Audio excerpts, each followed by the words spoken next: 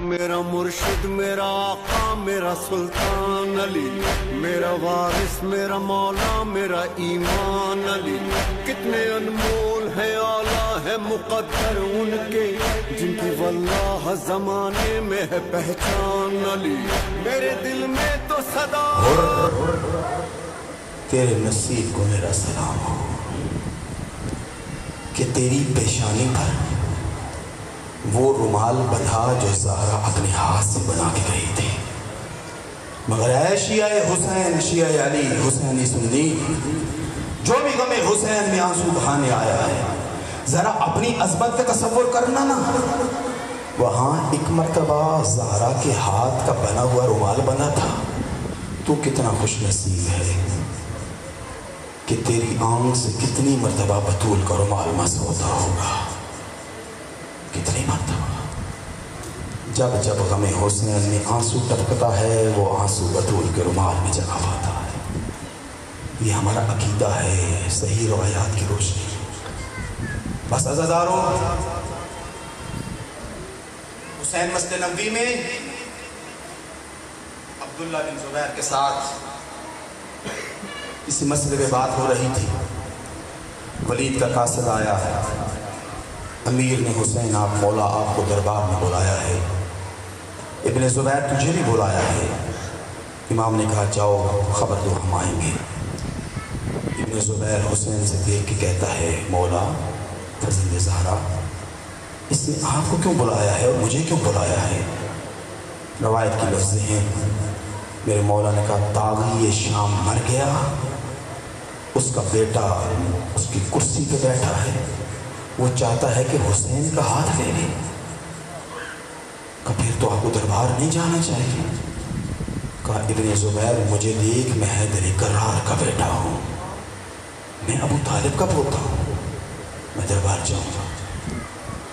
روایت کہتی ہے حسین سیدھے گھر آئے، بیت الشرف میں آئے، تبرکات کا صندوق کھولا،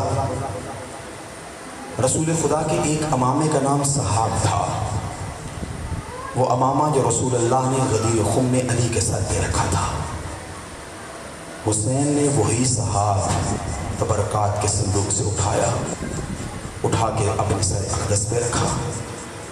وہ ابا جو رسول معراج پہ پہن کے گئے تھے حسین نے اپنے دوش پہ اوڑھی، مصطفیٰ بن کے حسین چلا۔ ثانیہ زہرا حسین کے گھر آئی ہوئی تھی،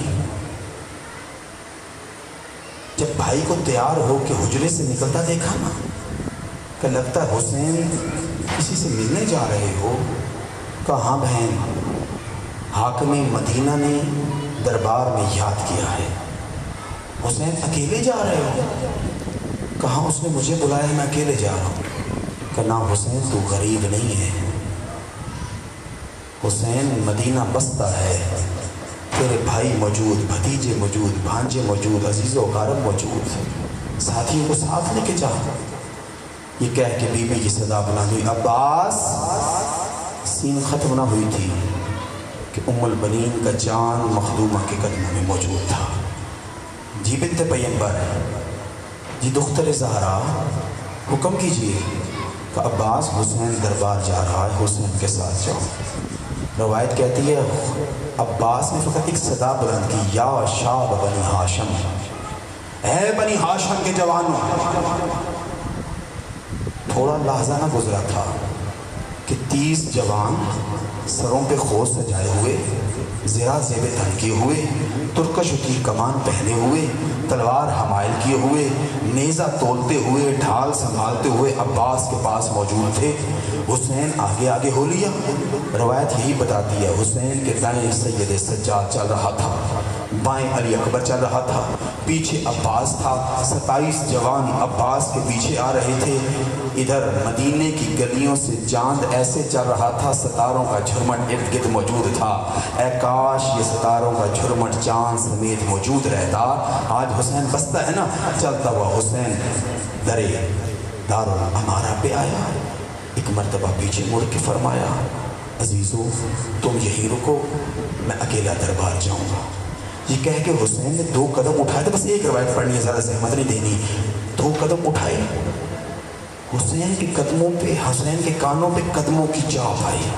حسین نے مڑ کے دیکھا، عباس حسین کا سایہ بن کے حسین کے پیچھے پیچھے آ رہا تھا۔ حسین نے کہا عباس میں نے روکا نہیں تھا؟ کہ مولا مجھے بھی روکا تھا۔ کہا عباس سب کو روکا تھا۔ عباس تو بھی روکا۔ کہ مولا مجھے میرے بابا کی وصیت ہے حسین کا سایہ بن کے رہنا۔ آپ کے ذہن میں وہ روایت موجود ہوگی نا، جب 21 رمضان، بس یہی سنو ذہن تو کو سمیٹ لو، جن کے نصیب میں آنسو ہوں گے آ جائیں گے۔ عزادارو سننا، 21 رمضان 40 ہجری کوفہ شہر تھا، فجر طلوع ہو چکی تھی۔ علی نے اپنے حجرے میں اپنے بچوں کو بلایا، دائیں طرف بیٹوں کی قطار تھی، بائیں طرف بیٹیوں کی قطار تھی۔ ازواج علی علی کی بائیں کی طرف کھڑی تھی۔ ایک مرتبہ علی کی آواز بلندے، بیٹا حسن۔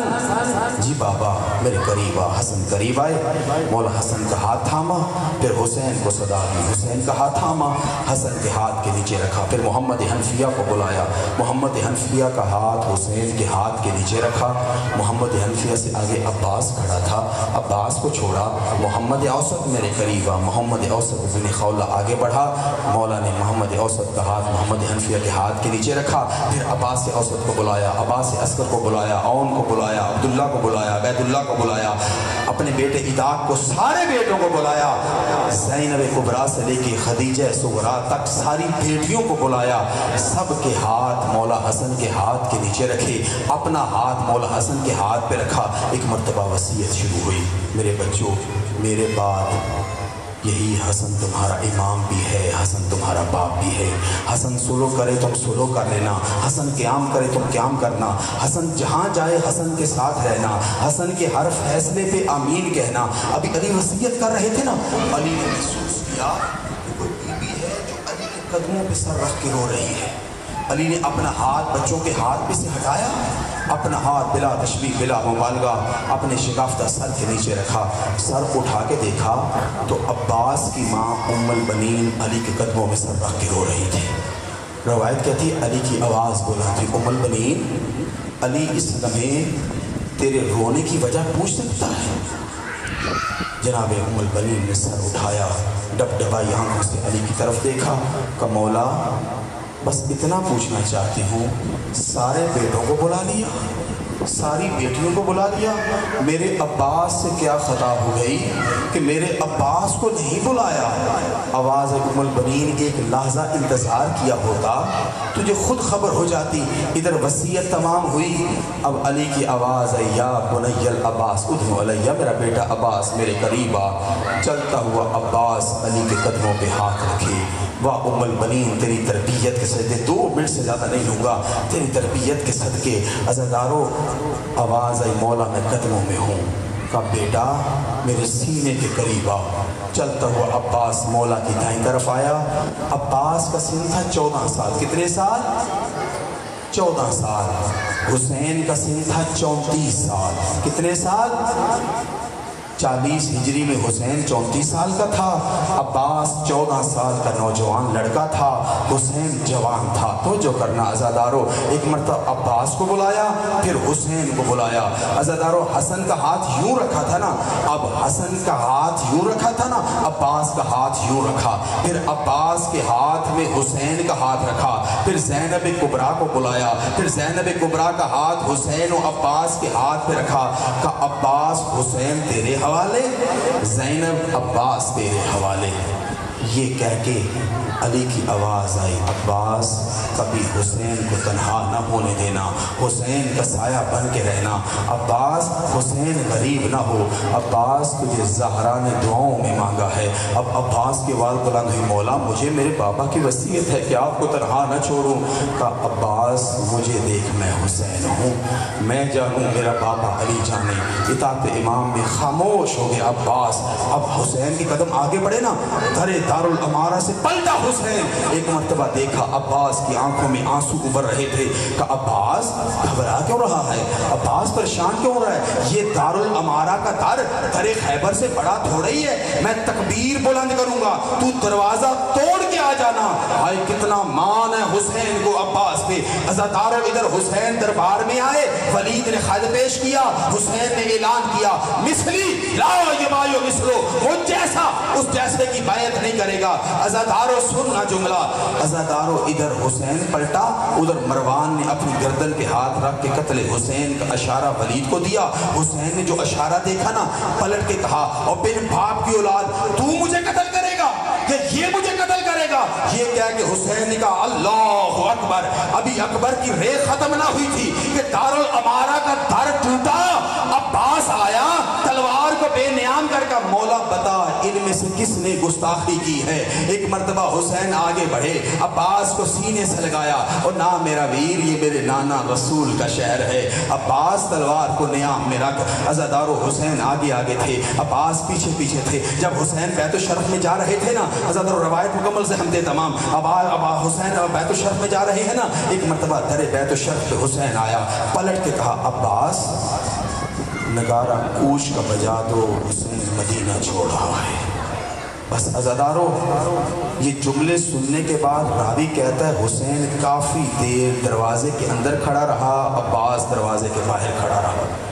अज़ादारो अब्बास को और कुछ बन न पड़ी, चलता हुआ जाफर तैयार के घर आया, अब्दुल्ला इब्न जाफर तैयार का दरवाज़ा दखलबाद किया, सईद सानी ज़हरा के माज़र में हाज़िर हुआ। कहा बीबी एक एहसान कर।